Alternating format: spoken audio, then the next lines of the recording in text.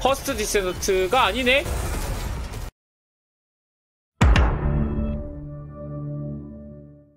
We're here at Gamescom 2025 and we're at the Capcom booth where we've checked out Pragmata. 프라그마타구나. What the hell is Pragmata? It's Capcom's first new IP for a while, and you play as a guy called Hugh, who's the guy in the spacesuit with all the armor on it. And basically, it's a third-person shooter that's a little bit more weird than you normally 3인칭 expect, 슈팅 because 게임이다. you have like this weird kid on your shoulder, and she hacks things for you. Oh, she's an android though, specifically, right? Yeah, 저 어린 소녀가 이제 해킹 같은 걸 하나 봐요. It's not kind of child endangerment in space or anything. But yeah, essentially the idea is every enemy has to be hacked before you can damage them. So the way that this happens is you aim down sights, and when you do that, like a grid appears on screen, and it's basically kind of like a small hacking mini game where you have to go from like point A to point B, snake it around using the face buttons to get this line to the exit point. And then when that happens, essentially you're all weapons free, and you can damage the enemy with your variety of guns that you pick up. Yeah, so interestingly, I noticed as well, that may sound like intense to a person, like having to, before you even fire a shot, having to do this mini game, but the enemies, well, at least what we've played, are quite slow moving, and Plonso gives you a nice window to like actually focus on the mini game while you're doing it. It's really interesting. Yeah, I think they've kind of had to rethink how shooting works in a third-person shooter. It's not like Vanquish or kind of something like Doom Eternal, where the way that they rethought how shooting would work is they sped things up. This actually really slows things down. So from what we played, you're only going up against like maybe 2 enemies at a time, and because you're only up against 2 enemies, you've got that time to go through the mini game. The harder the enemies are, the kind of harder the mini game becomes, but never really that challenging. That's my only kind of like concern of what we've played so far, is after you've done it like 2 or 3 times, it sort of instantly becomes second nature to do those mini games.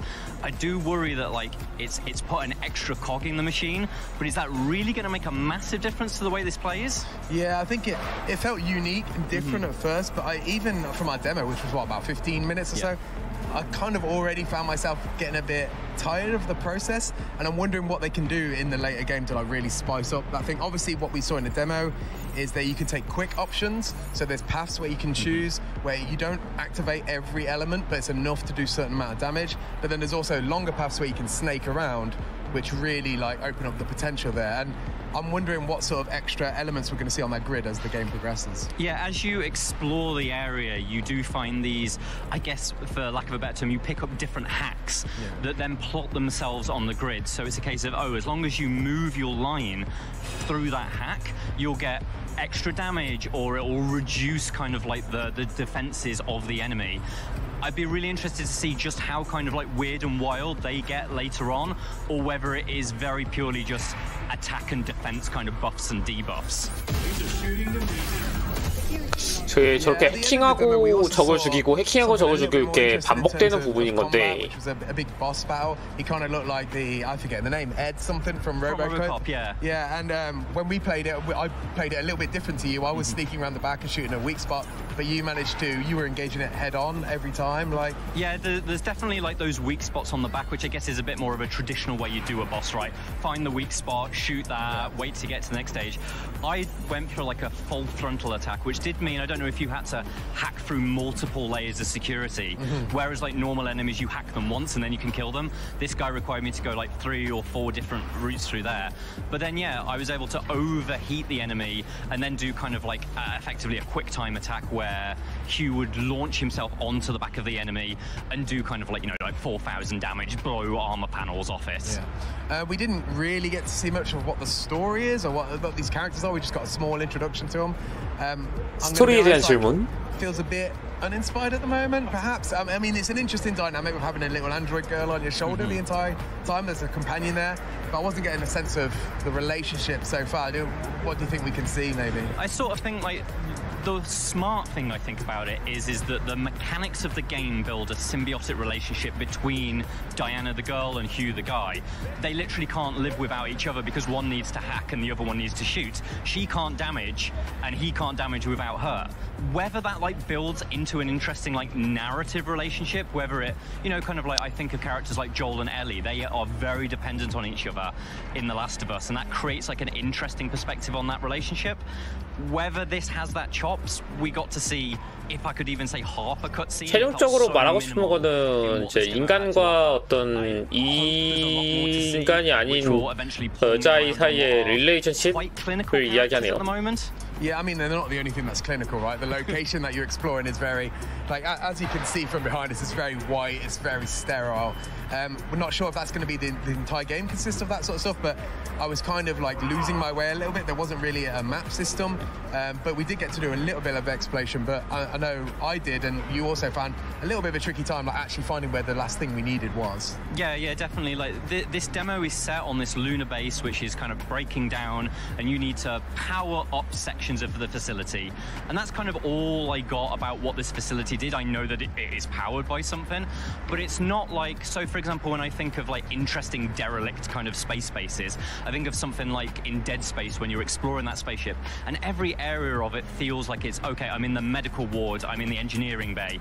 This feels a little bit more kind of like wholesale spaceship. There's no individual feeling of tailored environments, and that did mean that kind of like I lost myself a lot of the time. And without a map, like, you cannot open a map, you only have the ability to pulse the environment and add a waypoint, which isn't a waypoint that kind of retracts itself as you're going around. You just have to follow that as the crow flies, basically. Yeah. And I did find myself getting very turned around, sort of like returning to the same environments over and over and being like, I think I've been here, but I can't quite tell because everything feels a bit the same. Yeah.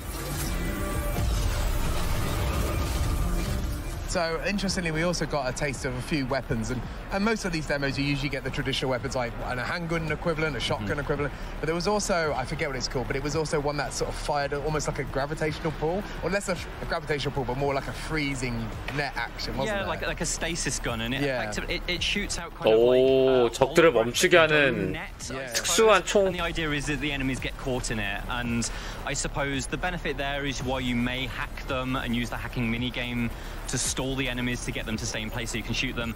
This gun effectively does that for you and bypasses what maybe you'd need to do that through hacking. Yeah. It's 약간 데드 스페이스 인터페이스 느낌도 좀 있네요. Side function weapons exist in this game, because the other stuff that we had was a very basic 6-shot pistol, and it was called the Shockwave gun. It was effectively like an energy shotgun. Yeah. Like, other than that, like fairly traditional weapon staples. I do think that third weapon though really, like, it teases us with the idea that maybe this could be a game full of unique weapons and unique opportunities, and that's what I'm kind of looking for really, because I already felt like a little bit of a samey action within a small slice. 데드 스페이스 같을 때 해킹과 따님이 추가된. 아, 귀여워. What I want to see is not just in like the other weapons, but in the environment design as well. There is a really cool idea at the center of this game, which is that let's take third-person shooting and augment it, like rethink how that works. We slow it down, we reduce the amount of enemies, but we make each enemy harder to defeat because you have to do this hacking minigame. I kind of want that sort of level of thinking everywhere through the game. I want the environment to require more thought. I want the weapons to not just be things that shoot bullets. I want them to have odd and interesting techniques that I have to use to make the most of them.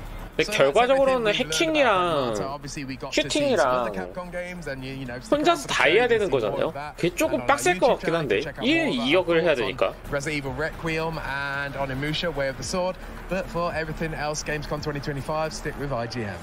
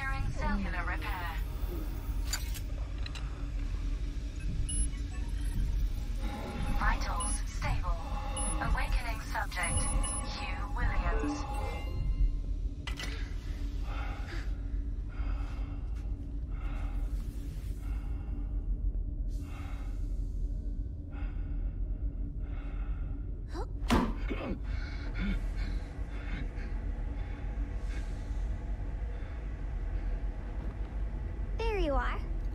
All better.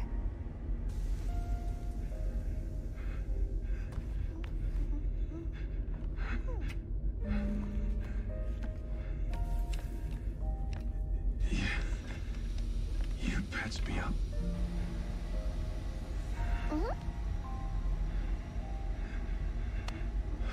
Can't believe someone brought their kid out here.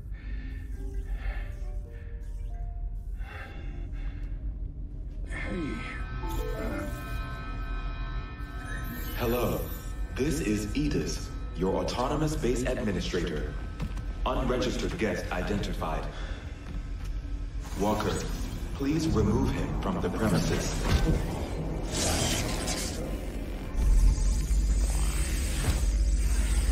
Hey, watch out. There's something right here.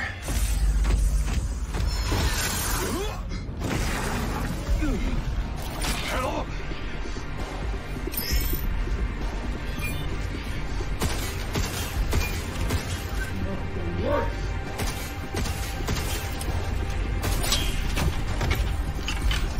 Oh, come on.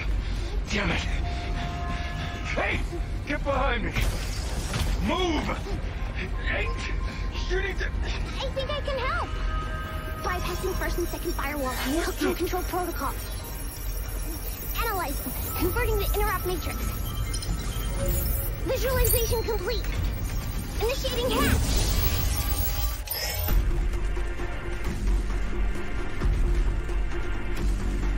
No time for that now. Shoot now. Hey, what did you just do? Cracked it. What?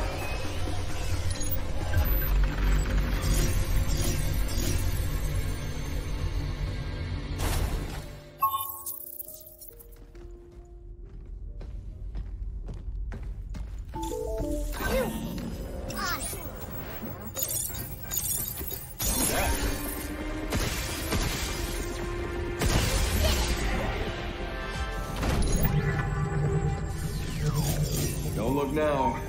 We got company. Really sure you're here. What? This is my fault? Yeah, let's do this.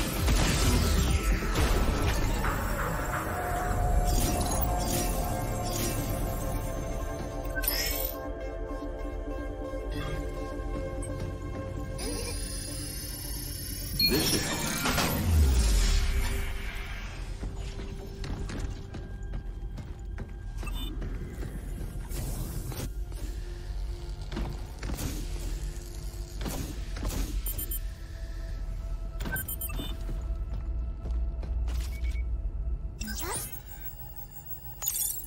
Emergency lockdown for this area has been disabled. There we go. First one down.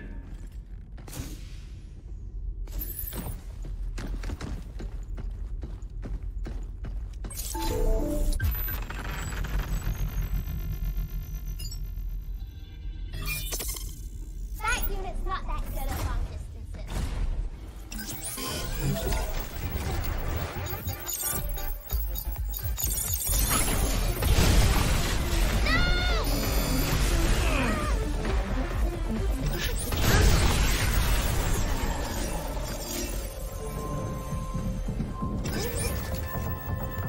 Emergency lockdown for this area has been disabled.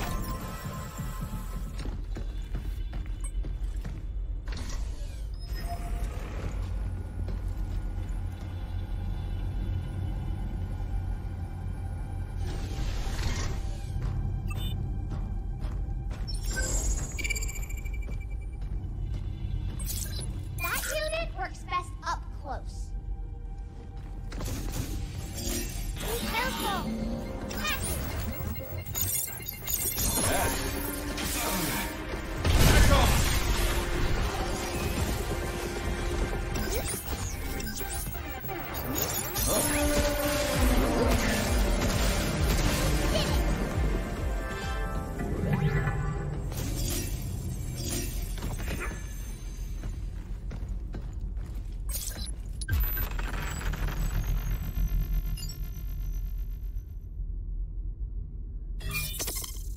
You can use that to make bots stop moving. Emergency lockdown for this area has been disabled. 2 more to go. Need us again. feel like a damn rat. Like you, huh? Whatever. Let's just get this over with.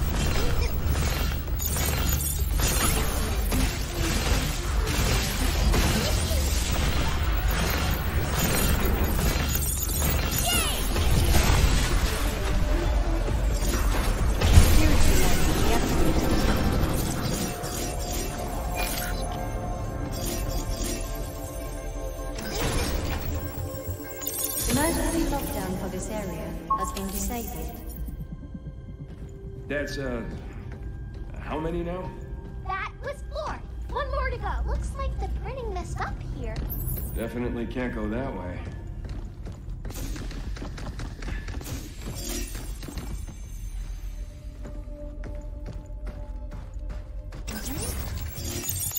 Emergency lockdown for all on-site locations has been disabled. Please complete a manual reboot of the power plant controller to fully restore operation.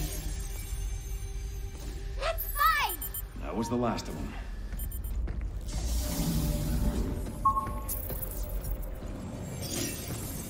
I hope dropping down here somehow leads us back up to the top floor.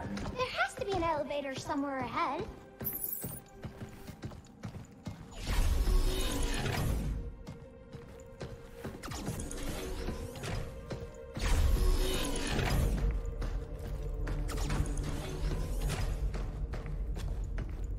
You can use this to hit harder and beat things faster. You're not alone.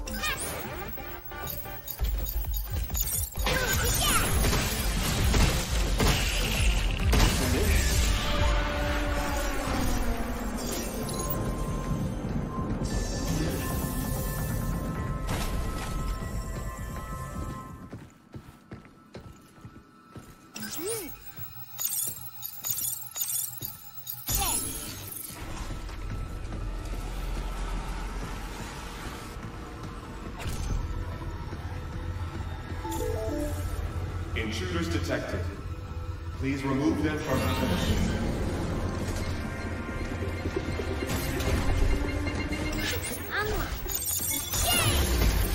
These are shooting at me. Step off!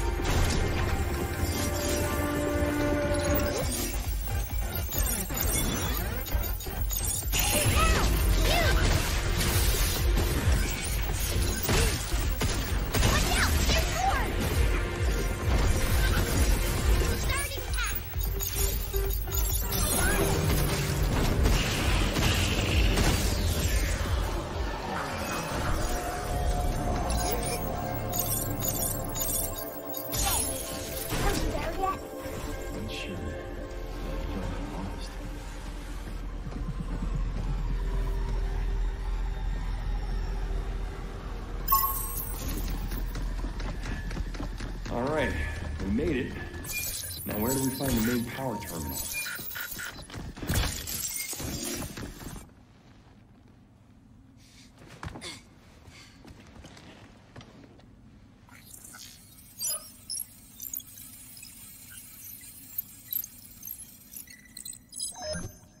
Lockdown disengaged. Reconnecting primary power. Energy levels at 30%. 40%. 50%. 60%. Warning. Unauthorized access detected. Severing primary connection. This is Edis. Unregistered guests are forbidden from this area. Initializing sector guard protocol. Scanning. Targets identified. Neutralizing threats. Neutralize? Us? Looks like we're gonna have to fight our way through. Get ready!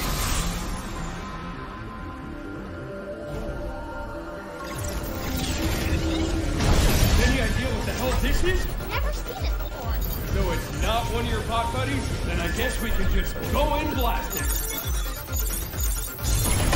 Kinda like this.